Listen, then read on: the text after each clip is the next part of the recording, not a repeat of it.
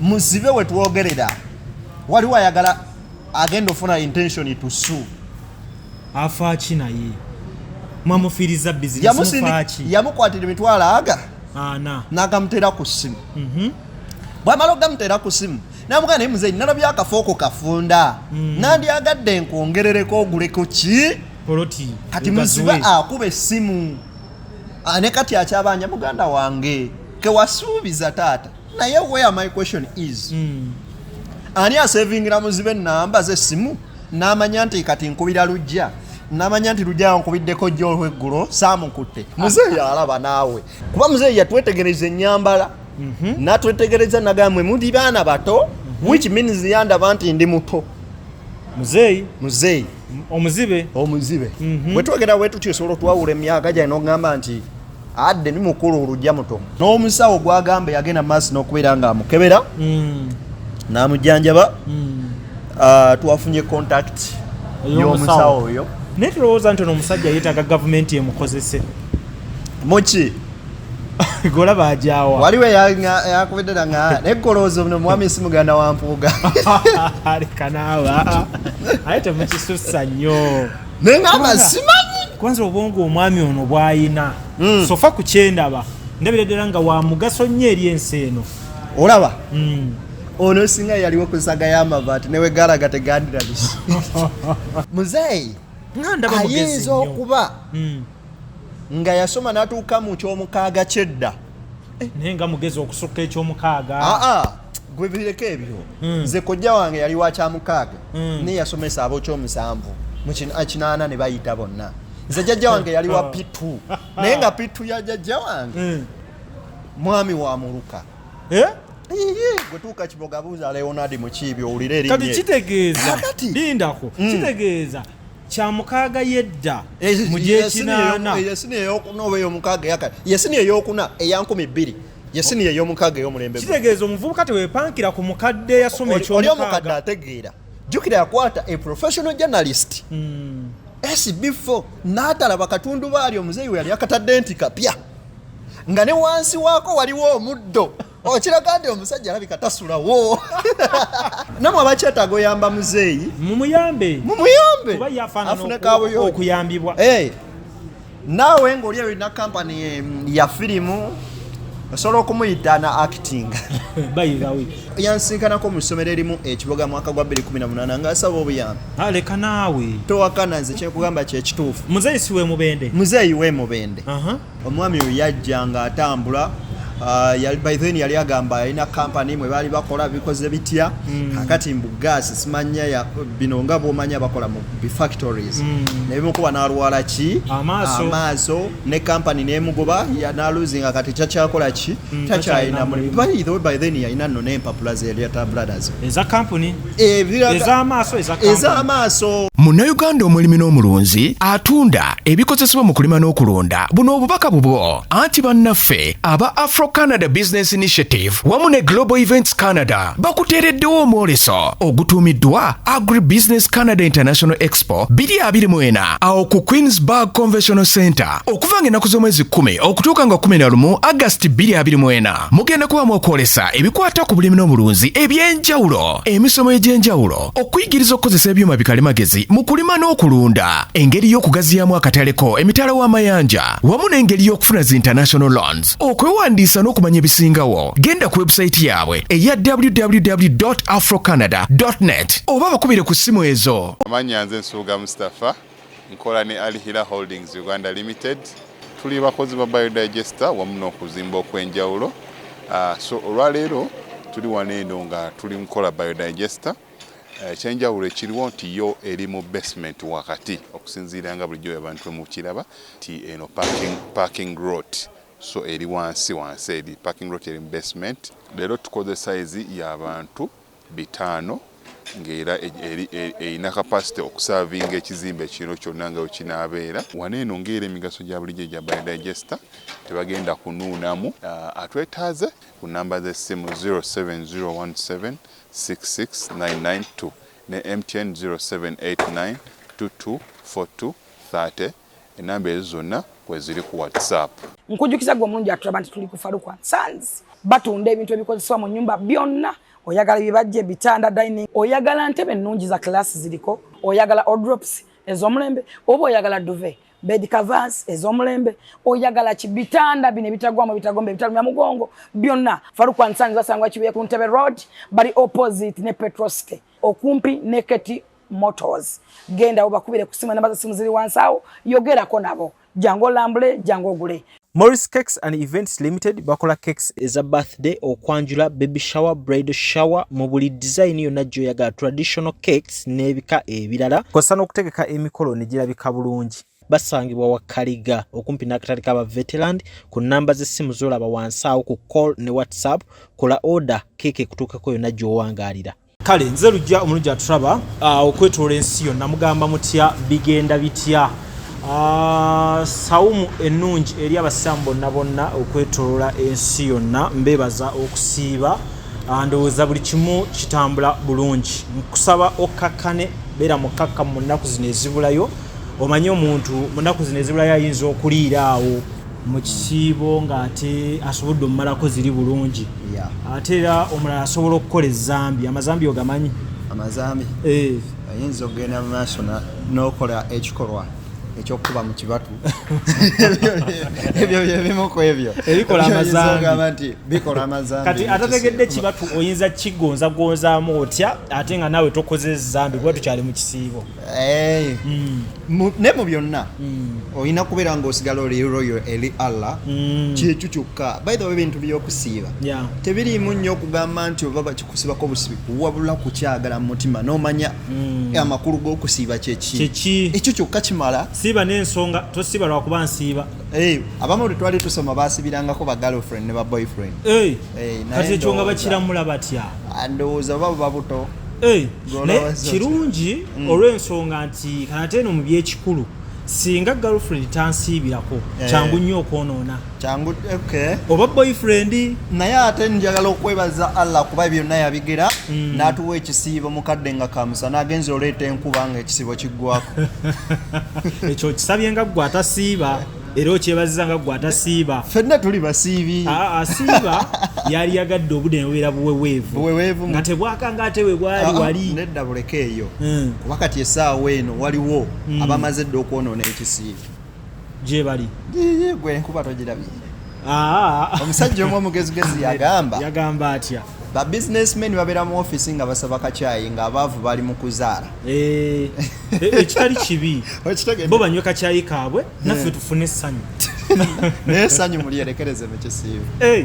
libeere lyampolampola. Kale awo tewe tutandise baganda baffe. Ndi ne muganda wange agenda okuba nga abeeyanjulira ababuuzeeko mu butongole. Ndi muzzukulu wa Luuma, muganda wa Lujja.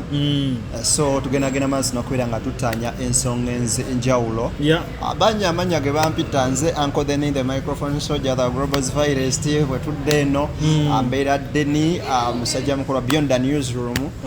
Amanyi twagamba zino ensonga engeri gye twasoma mu mawulire. Let us act professional okusinga ku bannaffe ate abatakola ki? Abataagasoma kye kitwawula. Yes, awo mulaba abaagasoma ku bataagasoma. Ekyo kye kitwawula. Musajja wuno ayambadde bottayi,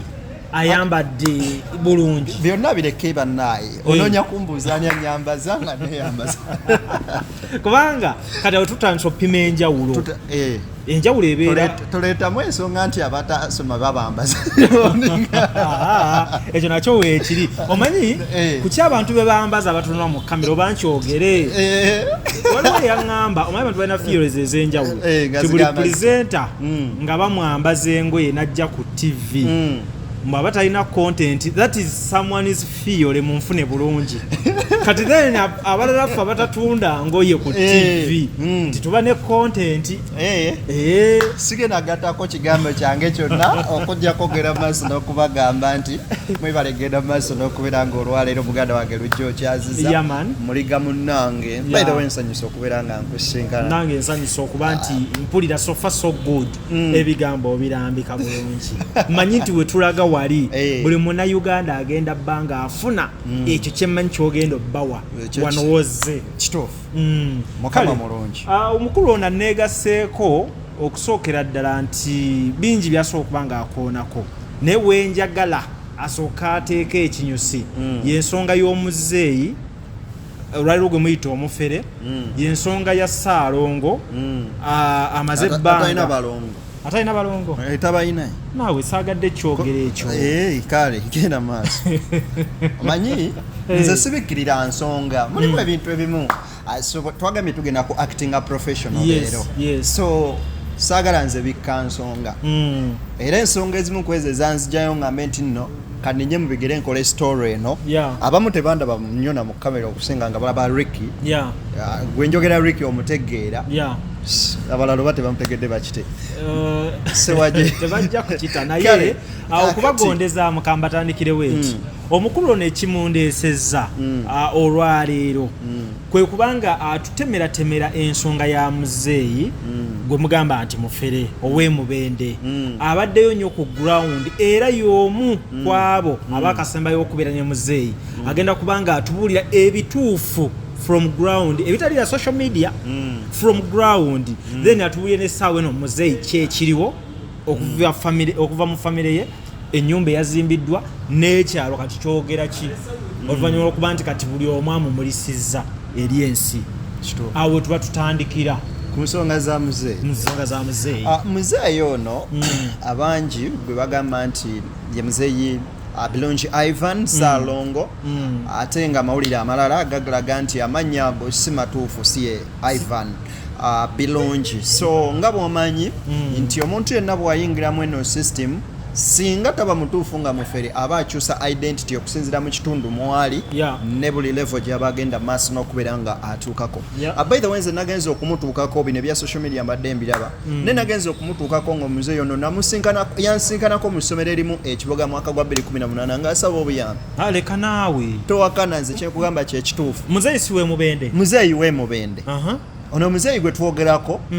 2022 yakolebwako interview ng'agamba nti bagenda maaso n'okubeera nga bakola ki nga bamukwata ku nsonga ezaali ez'ettaka emubende y'omu eyagenda maaso n'okubeera nga ensonga ezagenda maaso n'okubeera nga zimuziba amaaso bamukuba empiso yalwala omusujja gwa M2 pozi gwe guliwo ogwo mbogulwaza bwongo kakati bwe tuba tutunuulira ensonga zino nga bwe ziri ne wajjawo nti mugana wa Facebook before yamukolako interview story eno negena maaso n'okubeera nga etambula ne bwe tujjukira emabega senga Koni Nalugwa yamukolako ko interview ne bamusondera ne ssente nalabye nga mubadde yawe 8 oba 7 n'amukwatira akasente n'akamuwa oyo yennyini yaliko ku mukutu gwa TV ogumu ogusangibwa side ze NBS Top TV. Top TV. Yali ku Top TV before NBS. I think it was about 2020 something like that. Omwami 2020 or 2019 era ng'asaba ki buyambi anti ziringa tezimaze kati ziri alieza kati eyo bwe tuvaayo jjukira nkugaye 2018 nze namulaba muki mu ssomero ekitegeeza nesooka omalize ekya 2018 kino 2018 nali ku ssomero high school omwami oyo yajja ng'atambula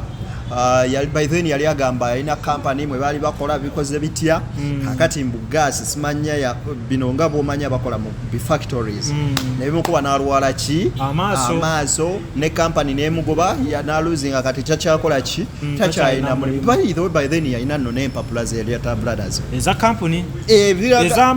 ez'amaaso yabeera na z'amaaso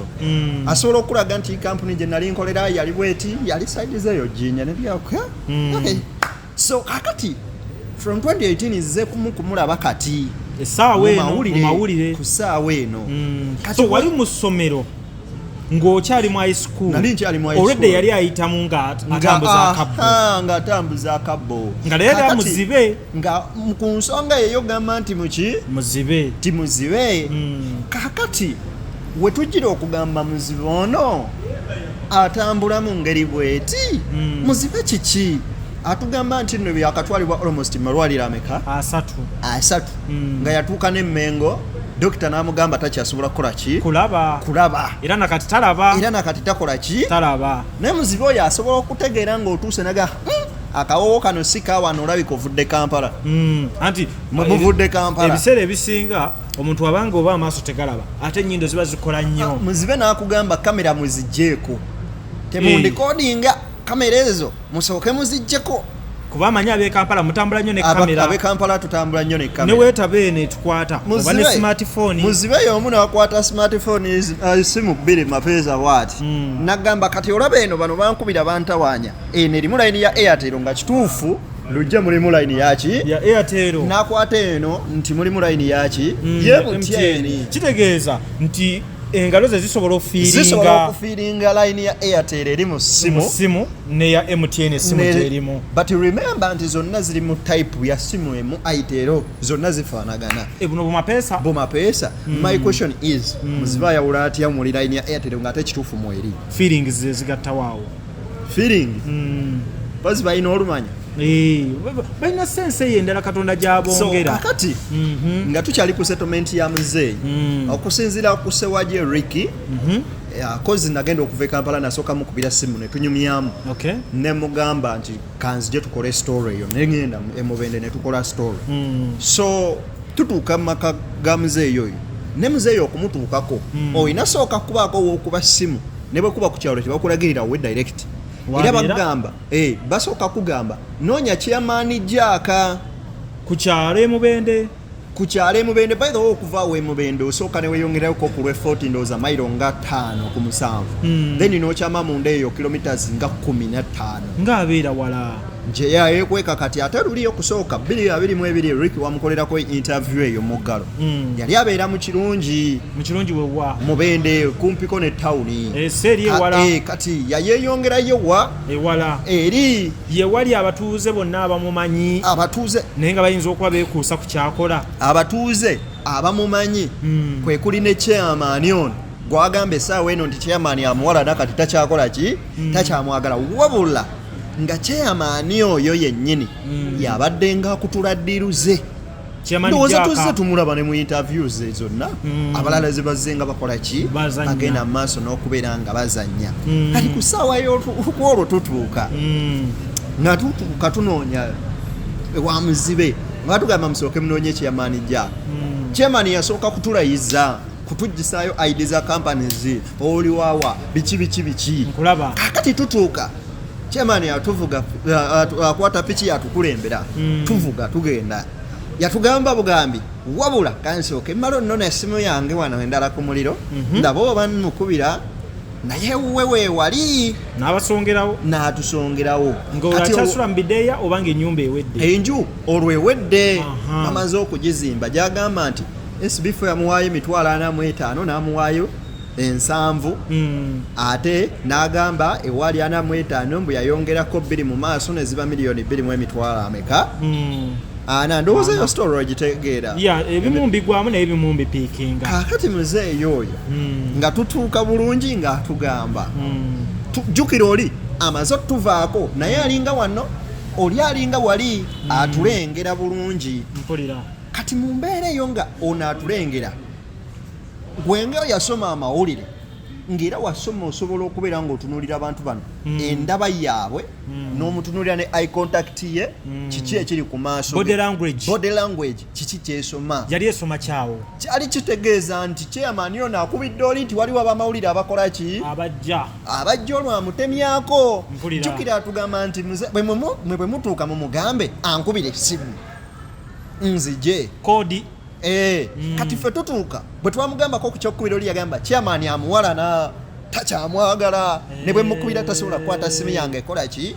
kujja olwafiisa oli ekyo tukijjewo tukole ki mukiveeko mugende ku kirala nammwe mukivaako olwomutuuke wa Mzee naffe tutuuka Ssewaje ng'asooka ayingira enju nga takonkonye akonkona banywanyi nsanyusa okubalaba Mzee akonkonya ali omu Mzee agamba nsanyusa okukola ki okubalaba ekitegeeza ategedde nti tuli bameka bangi Ssewaje ng'ayingira Juma ng'ayingira nze nali nsembye emabega remember bwe tuba tugenda okukola investigative stories yes tulina okubeera ne backup ya evidence ku storage tugenda okukola. So nze teeka audio wange mu nsaati nga tukwata ne kamera ku maloboozi. Nze nfune amaloboozi ago before nti ne bwana banyimye story oba olina kyofunye nina kyenkoze eki kyenfunye nga tutuuka buno obwobo bwe munya nga sibwa kuno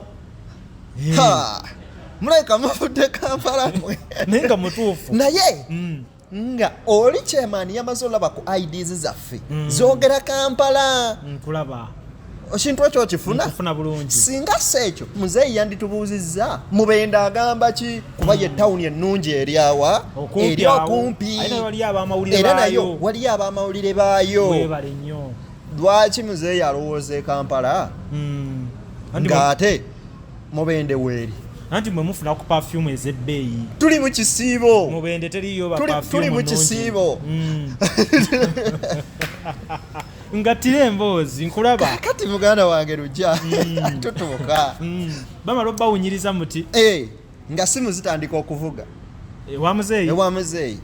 ndowooza mulaba bwembeera bwentyo bwembeera zintawanya kati ezimu sizikwata kati namukubira emirundi gyali ng'ena nga takwata simu zange oba 5 Mzee mukubira olwo kijja justifying ekyammwe temumukubira temumufuna naye akibalaga bujulizi kati simu esiba evuga manyize nagamba Ricky nga nsimbula nva Kampala olwo ngenda ne mugamba tugenda kukola story ne saagala tumutemyeko omusajja ono bwe tunamukubira ayinza otuggalirayo ayinza obbulawo olw'ensonga bwe yakola interview ne SB4 omwana omulala yaddeyo okukola interview yayokya Mzee ye Vicky okitegeera Mzee yayokya kakati Mzee mukwokya wajja abakuba SB4 oba okitegeera ekintu ekyo kakati nga naffe twebuuza amazima galiwa nga nange kweri ku kyano yange bwe kiri nti nno atugamba nti nga bweri then where untold story is revealed whereby nti bye batutagambye ffe bye tujjayo ne tugamba nti bibino tubikubye mu maaso mpulira sumulula emboozi Mzee waffe munnange mpulira ng'atandika nga akwata essimu mwana yasooka nga amugamba oli mufere twakuguddemu ndowooza obawulira banvuma kusimu ng'omulala amukubira essimu alo nze dokita eryo eddoboozi ndiwulidde ng'alimanyi Mzee yategeera eryo eddoboozi mpulidde ng'alimanyi yankubirako kati oyagala kunvuma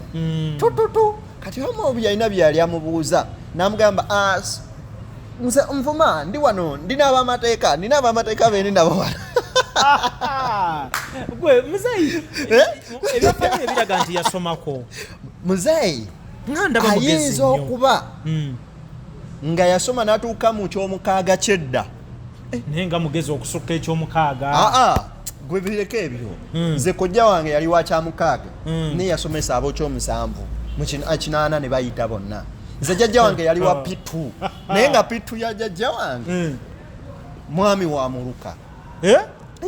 gwe tuuka Kiboga buuza Leonard Mukiibi owulire erinnya kati kitegeeza lindako kitegeeza kyamukaaga yedda mu gyekinaana yesini eyokuna oba ey'omukaaga yakati yesini eyokuna eya2000 yesini ey'omukaaga ey'omulembe kitegeeza omuvubuka teweepankira ku mukadde yasoma ekyomukaaga oli omukadde ategeera jjukira yakwata a professional journalist SB4 n'atalaba katundu baali Mzee we yali akatadde nti kapya nga ne wansi waako waliwo omuddo okiraga nti omusajja alabika tasulawo nga kwegamba yakola address okitegeera SB4 n'atakibuuka n'akola ki sitole ate Mzee mugezi yagenda n'akwata story y'abantu abagobwa ku ttaka mu Gorodi n'agimanstaringa yonna bali mumaziga bakaaba eno Mzee yalaba opportunity kituufu kakati olaba kiringa nze bwenyinza okuva eno anti ffe tuva wali ku Ntebe Road neneesiba ku story ye Lusanja nga bwe yali nenjituulamu bulungi nenyambala buli kimu okoze research amala nkulaba bango bakuttaka aye tusobola okukkiriza tokkiriza kubanza abulusanja bonna saabamanya bonna tewabamanya ne waliyo ffe batkolaki abali eno abaliyo famire yaffe nga mwaliyo mu mwoyo ennyumba zokya zonna n'ente n'embuzi nali musajja mugagga musajja oyo gwolaba agamba alina enju y'amabaati ziti kyenda mu mukaaga mu biseera bye nkulaba nali mugagga nnyo ng'alina ensuku neki n'emmwanyi naye osinziira ku kyamaani w'okukitundu agamba naye mazima ddala muzibe nga sikumanyi ku bwe baasiba kyamaani omutuufu kati oli jaka kimulekawo olwo ye muddamu jaka we kimuleka kyamaani ow'ebicupa jaka yennyini interview yasookera ddala nga bamubuuza eno story jaka wagiyingiriramu jaka babuuza muzeeyi wano wakamalawo bbanga ki muzeeyi ng'alyoka abuuza chairman sokolete ebiwandiiko byange mpozi naakamalawo no bbanga ki ye chairman abuuza chairman jaka ono gundi muzibe eyayita muzibe abuuza chairman jaka leeta empapula zange mpozi waneeno naakamalawo bbanga ki gwe muzibe ajjukira nti nno baakukwata ne bakusiba ne bakuta mu mwezi gw'omunaana mu mwaka gwa 2023 tojjukira ddi lwe wasengawo omu ku batuuze yaŋŋamba bulungi nti muzeeyi oyo kituufu wano yasengawo omwaka gwa 2021 ne muzeeyi atulaga yajjawo awo 2023 yava mu kkomera mu gwa 8 kyokka nga Ricky yamukolako interview 2022 kati interview oyo bagikola ku muzimu lugia kibuuzo kiki wali muzimu kwe bakolako interview teyali yeye nesooka onjawulire nze mu bifaananyi nyina gwendaba atalina nviiri nyina ne gwendaba alina enviiri ennyingi beebamu kati kijja kitya ono Mr. Bean atya ono Mr. Bean yennyini etoto comedian ate yasoma akikola atya ono ku drama asinga ne Bobby ebitabo mu MDD ono museera like wa masters nga yakoma mu kyamukaaga omanyi waliyo n'ensoma y'abakulu ono like wa masters akikola atya muzeeyi ye muntu awe ennyo obudde research okunoonyereza okumanya ekintu ekituufu lwakuba yayokyezza omanyi kizibu nnyo okulimba bannamawulire nga ddala oli munnamawulire oli n'akulimba n'akumalayo neze kati waliwo twatuuka neja Rick nemugamba kati ko Rick kati wano wetugenda bigenda kukalubamu olwo tutandika interview jjukira muzeeyi enju yakamala okugizimba n'ensobi nti tannakala bulungi mu nnyumba atugamba yakakolwa lwali lwakumeka 2 days back yakawezamu ennaku 5 mu nju kakati ng'atugamba by the way nkubuukidde wawano twali twakatuuka ne wabawo omuvubuka ajja kakati omuvubuka ono atuuka ebyessimu ezivuga ennyo waliwo ajja waliwo omuvubuka ajja olwo ebyo byonna tubifunira wali mu nju kati omuvubuka ono bw'atuuka nti wa booda agamba yamuwola akasente n'amalayo omuzimbi yali azimba ennyumba TSB Facility teyazimuwa zonna kakati yamubuuza olwatuuka kodi yali nti ebiwandiiko byangoze nabyo nti yasingayo biwandiiko ebyeddwaliro kwoteeka ne bino amalirize enju kakati nga kodi ye yetegeeza mu bye mugenda okumbuuza byonna temunsaba kiwandiiko kyonna nabisingadde wa manerenda era nga muvuzi wa booda n'atutegeeza nti waliwo omukyala mu America yamugamba bulungi se bagenda alonda ebintu byonna byayagala ekatwe omukyala mu America tewagirabako eyo story gye yalonda ne TV najja n'entebe era n'atutegeeza entebe zange nazifulumiza mbadde nzaagala ennyo nga nnungi nazitunze koze kamaliriza ennyumba yange ne mazima ddala nga bwe mundabanza omusajja masiikini omuzibe oba otya ssente zange teri mubyagalako omukola ki kumubba era kyekyaleese ebizibu ofe bannange SB4 ng'akoze birungi ku nsi kuno ng'ayambye bantu kakati Mzee ono nze yamukoza atya nga nyambala engatto kyovula abamu bankubira nga bangamba SB4 yakuguze yabaliisiza akasente n'amasimu ngafuna agankubirwa kati nga gantiisatiiso manyize ku channel yange kuliko enamba yange bankubira gwe byonna newsroom beki SB4 yakwata sente kuba abantu balina n'okutunulayo kati gwe oyinza kuyimirira otya nga tofaanana gwe baaguze kati kino kiri bwe kiti ffe mu mawulire twagala nnyo okuuma amannya g'abantu n'ebitiibwa byabwe than okubyonoona omanyi a non-professional journalist can come up with a forged story nagipublishinga okufuna views content n'ebirala n'atafa ku linnya lyo n'oba okwonoona erinnya lya lujja nze nsobola okubeera nga nefudde innocent nnyo neŋŋamba kankole kino nenga nenyirira lujja ate ng'olunaku lw'enkya lujja waliwo bwagenda okubeera nga nze nsinga okumwetaaga ekintu ekyo kitegeera by the way nyinza okugamba ekigambo kino nti nakola story eyo n'okubira Rick byonna nga sinaba kwogera ne SB4 kigambo n'ekimu era SB4 tajjangako mwini box yange paka nakati gwe kwegamba okikola as is definitely kyekyo nze kyenkola kyolaba kyoyogera kyekyo nze n'ebiseera byange nga nkyakola ku radio nagambanga nnyo abaana sinyumya ne benani professionals lwaki arguments zaabwe zanjawulo za ku street kati nze nkugamba ekyo mpulira nze ekyange nkola ekituufu mu budde bwakyo n'ekita naye Mzee leka tuleme kujja nnyo bantu ku mulamwa Mzee omuvubuka atugamba kaakati abantu bagenda bamusindikira akasente anaatera okukamalayo akalooni keyajja kwoli bamalirize era ng'atugamba nti kati toyiye tannaggwa era neetaaga bane banyambe nzimbe toyi kwateri nyumba ebeerawo nga tena toyi Mzee n'atugamba nze bwe mutuukako mu kisenge kyange eyo awo wali bulungi nina omufaliso nina ekitanda naye muzibe atalaba TV yaki awulira amaloboozi kakati awo basi kiggala tojjako kati mu interview abuuza Ssewajja amugamba Ssewajja lwaki toyagala nze mbeereko ne TV bwe wo teriiyo abaana ba TikTok nalabye n'abantu bageza nyamu ngenda atambula nega thank you for sharing our content kinyumira nnyo okulanga content wange atambula kati Mzee abuuza mwetemwagala bwe TV temujagala lwaki oyo nonerinnya lwaki tonwanirira nnyo bannamubende banno okusinga okubalwanyisa amaze otegeera nti ebituufu tubikoze eki tubitegedde mpulira ondabye otya nti ndikodinga oba sirikodinga point number 1 wekujjayo nti toli ki ensonga zogamba nti zakulwaza amaaso zaawukana zikontana tebigatta okitegeera bakansala bayogerako nti bamusiba nabo bonna bamwegaana abafamire ye abaliyo nga famire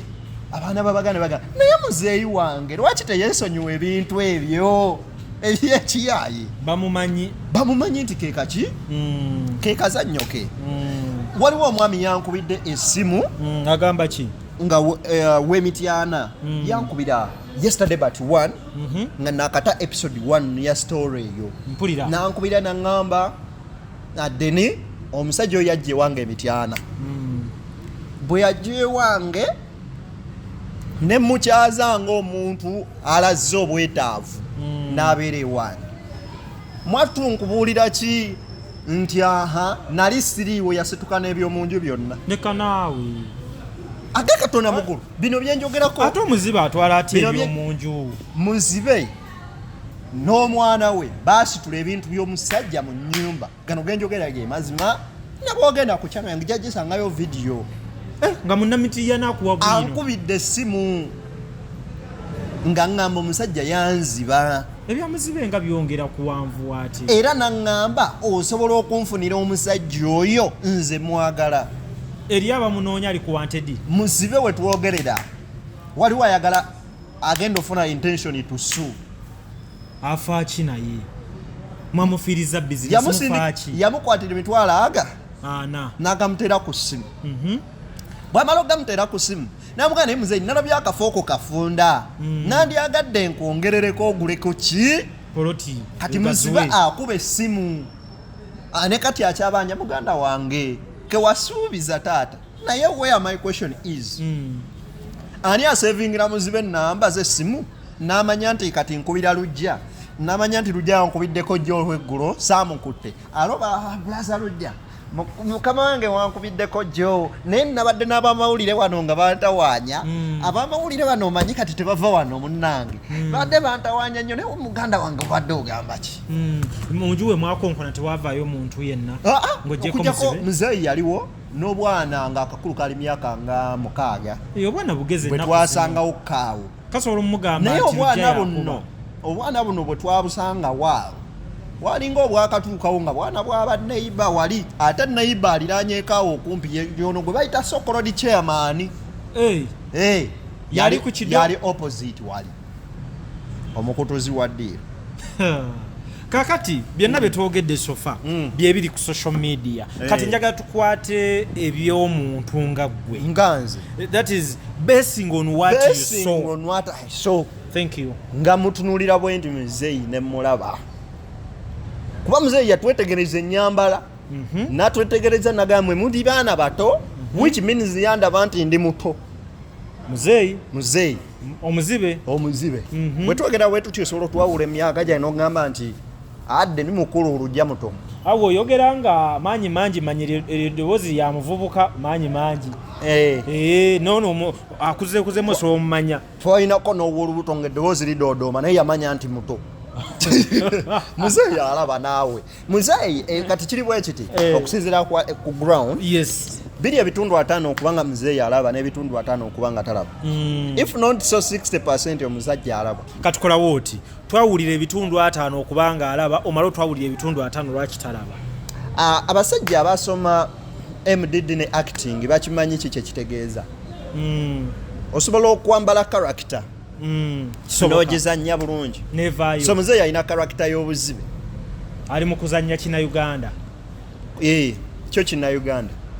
kuba asobola okutegeera nti kati ono gundi kuba Mzee yono bwe tuba twogera waliwo yatuuka n'asonga mu ssewajje yennyini nga tuli basatu ife naffe nga olwo ssewajje kyukira bwe tutuuka tukweka amannya buli omu yeetuuma amalala such that ayinza oba yali nawe yali atuwulidde n'atumanya ate nga ssewajje gyali ow'omu kitundu amuwulira ateeka okumutegeera kati Ricky yambala ne galubindi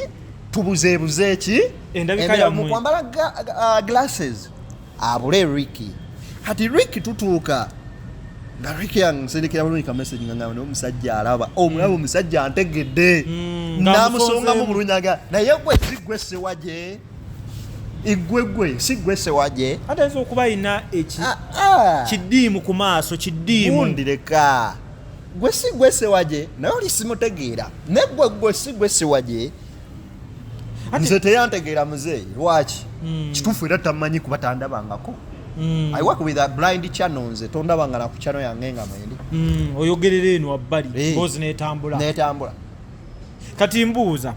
wano nga mumukolako emboozi nti amaaso gaziba omanyi amaaso gaziba mu mitendera eriyo abaalaba naye nga talaba nnyo bambi eriyo alaba ebyokumpi nga talaba biri wala eriyo alaba nga talabira ddala nga ye muzibe kati ono alabira mu ki galiko akaveera galiko olufu mwabituukako ono muzannyi wa firimu kati wogatunuulira in eye contact gwolabira ddala ng'emmunye zitambula ziti emunye za Mzee yo ziraba oyinza okumala eddakiika nga 3 nga tolabye bwe zitambula nga ziyimiridde ziri ngaleba ati talaba bambi talaba naye ogenda okulaba ng'ekyuka ng'eneguka Katonda atusaasira osekerera Muzibe saagadde naye nze mbagamba ebigambo bino Muzibe oyo Mzee kituufu kiri nti oba Muzibe oba si Muzibe naye akake kaweddemu bizinesi mwagirinnyeemu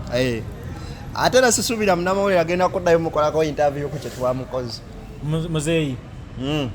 anze lwakuba ali wala naye alisembedde nze n'abinnyonyola in fact nali yagadde n'omufunira omusawo tusooke tupima amaaso ago. By the way bangi abaagala ofuna omusawo okumupima amaaso balabe muzibe ddala muzibe basi muzibe oli musajja nawe muyaye. Omanyi waliwo nabuno obuzibe bagamba nti love is blind obubeera butya? That is stupidity. Ayinza okuba obuzibe buli temporary on and off. Nedda kuba Yesu alongo naye abantu batugamba talinayo baki abalongo. Jjukira musajja mukulu ono yagenda maaso n'okubeera ng'ategeeza nti famire ye yabula talina famire. 2021 Ricky amukolako interview ng'alina omwana Jonathan Belongi bwe yatambulanga naye kulagamba nti mwana we. Kati webana okumubuuza nti tumubuuza ekibuuzo nti ate omwana Jona aliwa ng'agamba gw'omanyi gy'ali mundeetere mwana wange yabula naye ng'agamba famire ye yamubulako we bamukwatira ne bamusiba 2018 kakati Jonathan yali naye mu 2022 kakati bwebanga yali naye 2022 kitegeeza bulungi nnyo nti Mzee yatufera kati tufuna info entuufu nti abaana abo yabajjanga ku milirwana n'atambuza omwana oyo yalinga atambula naye butambuzi mwana wa baneiba mb'olumu akuba akaana ako ne kagamba njabiyogera akaana kaliridde wakko tukanoonya ate era n'ekirala n'omusawo gwagamba yagenda maaso n'okubeera ng'amukebera n'amujjanjaba twafunye contact y'omusawo oyo era ebbanga litali wala interview ye egenda kuvaayo. Gwagamba nti amujjanjaba gwagamba nti yamukolako n'amujjanjaba musawo ne bamusindika emmengo ne bamukebera ne bamulongoosa ne bamugamba maaso ekitiga kyasobola kuddamu kulaba ekituufu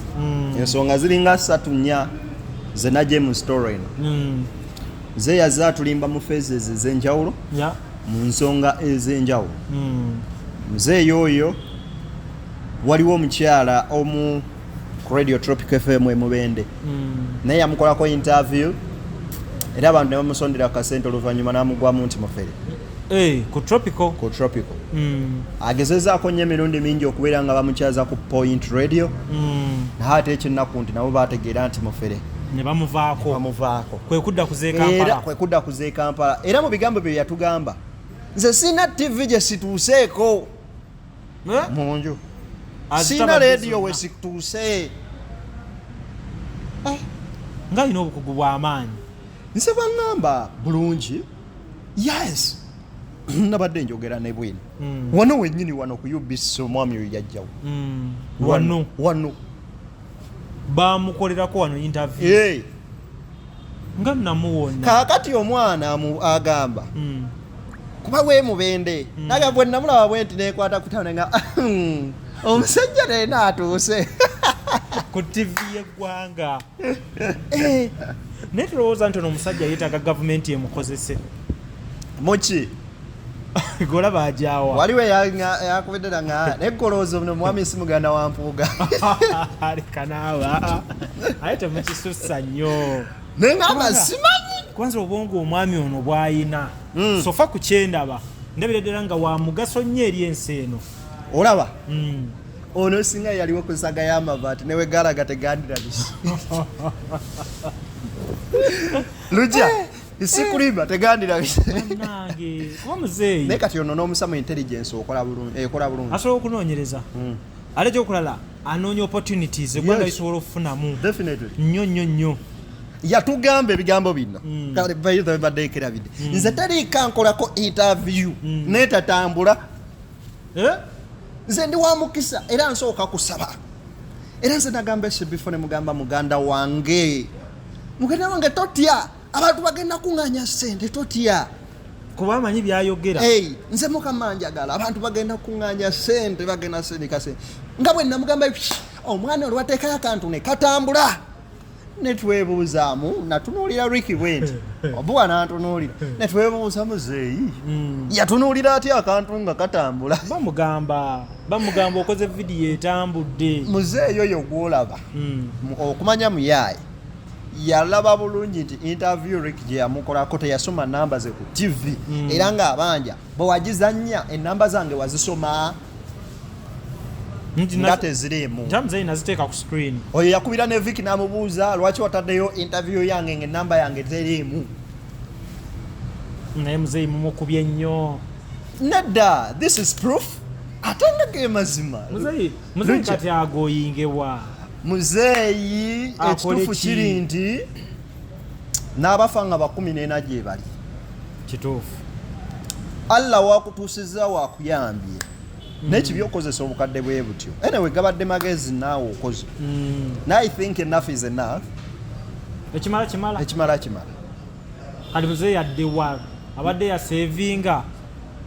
kati kekiganya ekyokuferera ndowooza agendeko kasasiro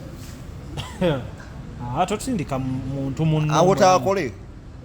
akyali mulamu. there is kyeneebuuza many ways of making money so that's why nagaana okuddamu okuwa babega bensanga ku luguudo yadde 10 ekyo kintu nakirowoozezaako ne ŋŋamba kino kyemukoze tekyonoonedde abantu abeetaaga obuyambi awo wennyini nze nzikiririza mu kuyamba kirungi nnyo enda mu product ovo yali ayambiddwako bakuyambako banyambako era ffenna tuyambiddwa. I lost my dad nali ndi mwana mutonyo so several people bankwatako naye nze nzikiririza nnyo simanyi mu Islam engeri gye tukiyitamu naye ffe ewaffe tukkiririza nnyo mwoyo muntu that Holy Spirit can speak to you nti help or not yamba oba tokola ki oba toyamba omutima gwo gusobola okugamba naye omuntu ono ogenda musindikira omulwa ssente zino ddala badde azisaana okimanyi okuyamba oyo muzeeyi nosanga lujja enjala nga ekuluma negana lujja funa ekyokulya osobola okulaba nga omukisa gwenfunye munene okusinga olyamu ayambye oli kikulu nnyo ate batugamba nti asita obeera nga oyamba okiwulira mu busiraamu ng'okiwulira muli nti kati ŋŋenda kuyamba kwe kuyamba okutuufu oba tokiwulira toyamba bireke ate bayibuli erina ekyawandiikibwa ekigamba nti wa mukisa oyo atoola n'awa okusinga omukono ogwo ogufuna which means nti a hand that gives off it's more blessed than the one that receives oba kifuna so kati it depends on receiving mu ngeri ki ey'okufera do you expect a blessing in one way or the other do you expect it ogenda ogamba kati birimu omukisa omusajja ankubidde wano esimu nangamba nkubuulire muganda wange ne kati akyabanja jjukira agamba wali yagulawo miliyoni emu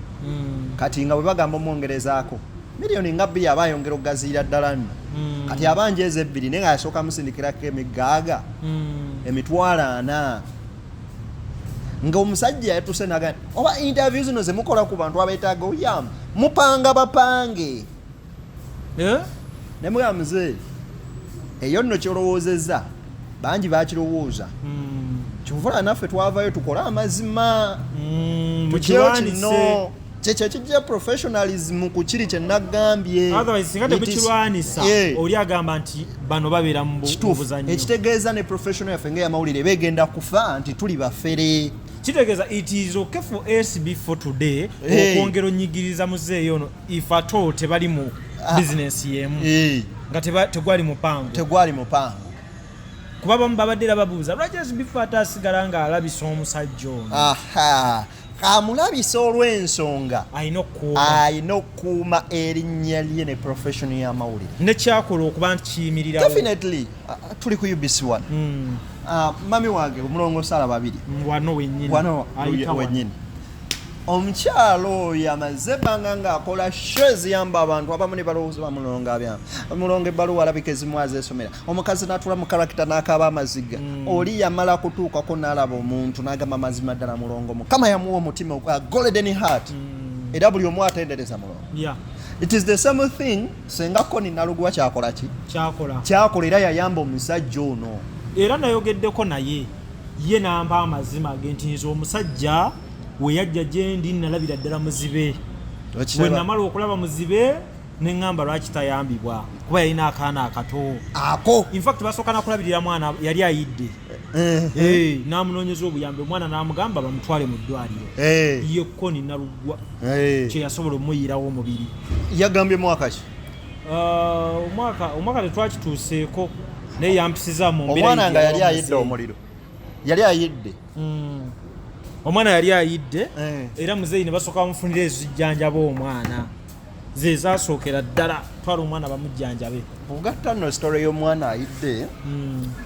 Zijjukirako by then ng'akyali ku intani yange Bukoto. Nashootingako sengako ninalugwa ku mwana ng'ayidde. So sijjukira bulungi story. Eyinza okuba yeeyo kuba ebbanga litambudde. Kozi namushootingako ko. Era omwana basooka kufuna ssente za mwana ng'ayidde.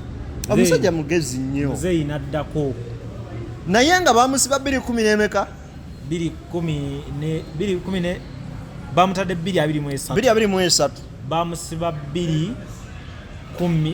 Bamusibira mu myaka ebiri 2016 ne 2018. Bamusibira ronde. Anti ewamu bamusiba 2016. Ewalala bamusiba 2018. Bikyuka. Nga bwe kiri nti bamukolako interview 2022 naye nga bamutta okuva mu komera 2023 omwezi gwa 8 last year. Kino kirekawa bano redda abadde ku street nga abantu bagamba nti abamu bali mu business kibalekawa. Omuntu akera ku macha n'agamba nti bali mu business. One day nakolako investigative story ku bana bali ku street. Then amazimira ngenda gesigaliza sigena gasano mu kamera. Ku baana ate abakulu kuba nabo kwebali. N'abakulu kwebali abamu balina nno ne family ku street. Nga ye taata we akikubye n'akinyikiza ajjeyo n'abaana ewaka n'aba positioninga. Nyina story nange gye nanoonyerezaako ku Namirembe Road abamanyi kati bw'oba wakola ku Namirembe Road bwe ntyo nange bwe nagikola naye ngikola ku William kuliko omusajja azibiriza tukwata n'omuggo gwe kumpi tuwakola story ye nejje byaggwera walabayo ne Uganda abantu lwaki batuvuga speed. Abantu bakizuula nti bannayuganda balina omutima oguyamba ne bagikozesa nga advantage wakati mu mbeera nga tebalina bambi bo bayambi. Neze nkubiriza buli ali yalina obuyambi ng'asobola okuyamba yamba oyo akuli maaso g'osaanye okuyamba. Naye nange nsaba abantu naddala balinamu akasente w'obeereeyo n'olaba nga lujja alimu omutima ogusobola okuyamba sente ziwe nga nze mpa abantu bensobola okuyamba. Definitely kyekyo kirwadde tuddako omwami ono ankubidde esimu n'aŋŋamba Mr. Beyond naye bano abantu batutumanya amanya ga channels naddala ffe abakozesa blind channels. N'aŋŋamba olaba otya singa ennamba z'abantu bano be muba mugenda oyamba temuzisaako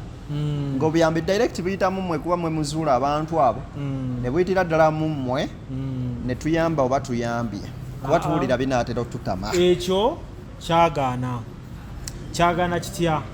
ne bannaffe abalirwedde okuyamba abantu bano trust ntono nnyo. Kale tojja banenya nti abamu abatandikawo ebintu bino nabo tebaalaga bwerufu.